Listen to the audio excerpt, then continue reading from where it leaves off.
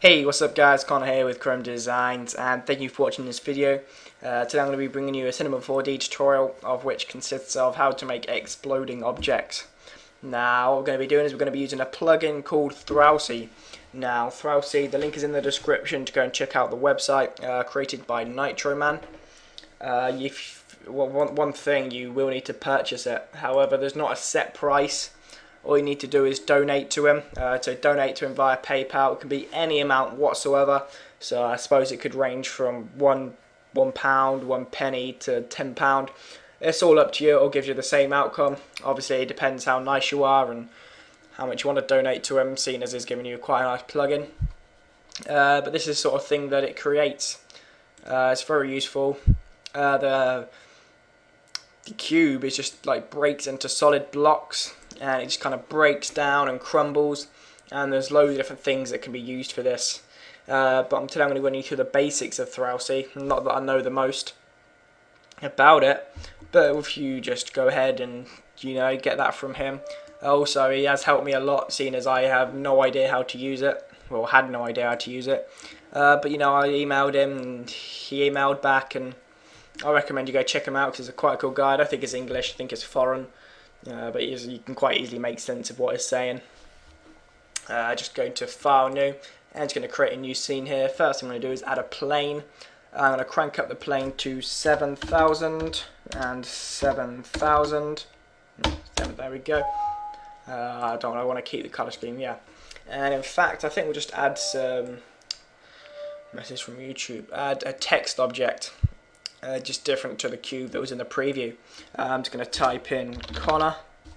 I'm going to type font, and it'll be Neo Sans, bold italic, depth to 100.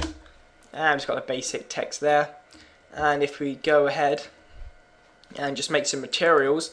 Now what a cool thing that you can do is you can choose the inside material and the outside material. So when it breaks up, you can choose what you want the inside material to be, as opposed to just the default blend grey. But I'm just going to still keep it as a grey. I'm just going to make it a bit darker, edging towards black. And I'm also going to make a shiny blue colour, quite a dark blue. And I'm going to go to luminance as well, and I'm going to add a dark blue on luminance just so it's a bit brighter. Maybe add a reflection. Brightness down to 0, texture Fresnel, and just drag the mix strength down to about 20%. And we've got the blue texture, so if you just drag the grey texture on first, or the inside texture, and then the blue texture on second, the grey texture will now be on the inside. So if you now go to Plugins, Throwsy, and Throwsy, it should bring up this box. And this is what the Throwsy plugin is. You can you choose how many pieces you want it to break into. It can be random, it can be Voronoi. Voronoi is some sort of pattern. Search it if you're interested. No, it's just kind of basic material. You've got a few different tabs here. Just click break now, for example. I've got it on 20 and I've got it on Voronoi. It may take a while. In fact, this is really taking a while because it's now not responding. No, it's not. It's going up. It's going up really slow. This is like my previous project. Don't know why it's bringing up that. I seem to be going really slow. This is my computer, by the way. It's been really slow recently. May well have a virus or something on it. Don't know. Heading up to 50%. But now just some more about Nitroman. He's got a YouTube page. If you just search for Throwsy, it's Nitroman and some numbers. It's got some tutorials on there. No voice, but they do help, and it's just an all-round great plugin. To be fair, you can create many different things, many different outcomes. That's what I used in a couple of my videos back, and I used it in some of my intros that I feel fits the criteria. But now it's quite cool. That Throwsy test with Chrome and Edit phase the designs. That's what I used. There we go, it's finished now. Just exit off that.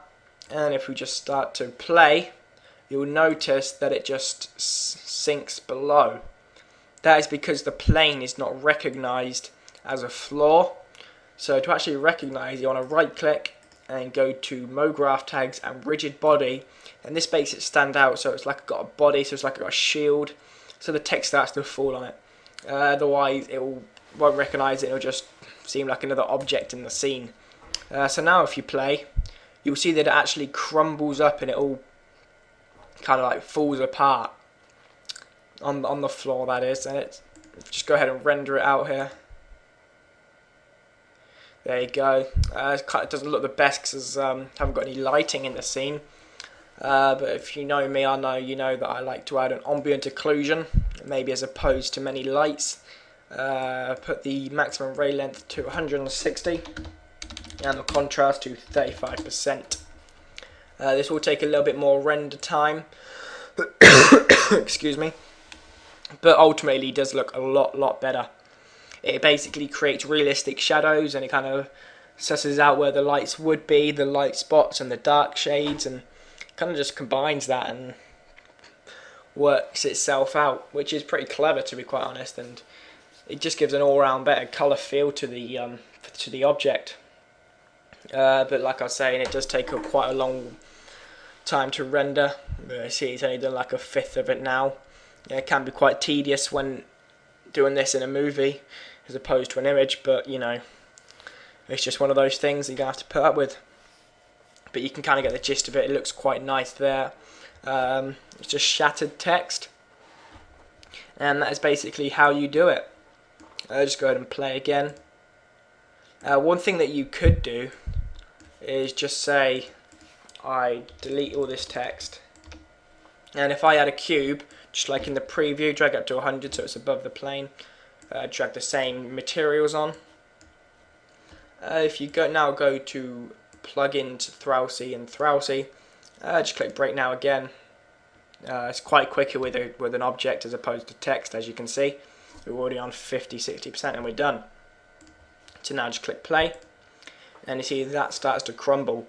But now just say you want a point of the cube to crumble, just say if I scroll around and I find a corner piece, I want to use this corner piece here.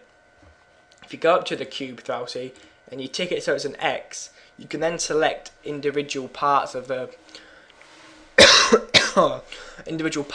cube. So I've got the bottom corner here, and now you can go to Throwsy again. You can break up that individual part. So I could break that up into 5 pieces and break now.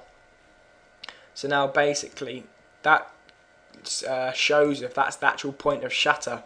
So if we now go ahead and play it, kind of that is the point that seems to break, and the rest of the cube seems to fall on that. You can maybe even make it a bit more drastic. You know, you could maybe do this one. Make sure you change it to the cross symbol. If it says to work, there we go. Throwsy. I'll make this one 10. Break now. Okay, so now go ahead and play that. It kind of breaks from the bottom, and then the rest just follows it, seeing as the bottom will be the main supporting point. And then there's the big chunks, the little chunks, and that's just a great way how to create breaking things, and you can probably buy it for what, 50p? But this can be used in many different ways. This is just a very core basics. There are tutorials on Vimeo and even on YouTube, but I recommend buying it. I wasn't told to do this. I do recommend buying it because it's been a help, and that sums it up. I know a few of you wanted to know how to do this, and this is how you do it. It will cost you a little bit of money, but you know, that's what you get when you get something decent. I'm going to wrap it up here, guys. Thanks for watching this video. I appreciate a comment, like, and subscribe if you haven't, and I'll see you guys soon.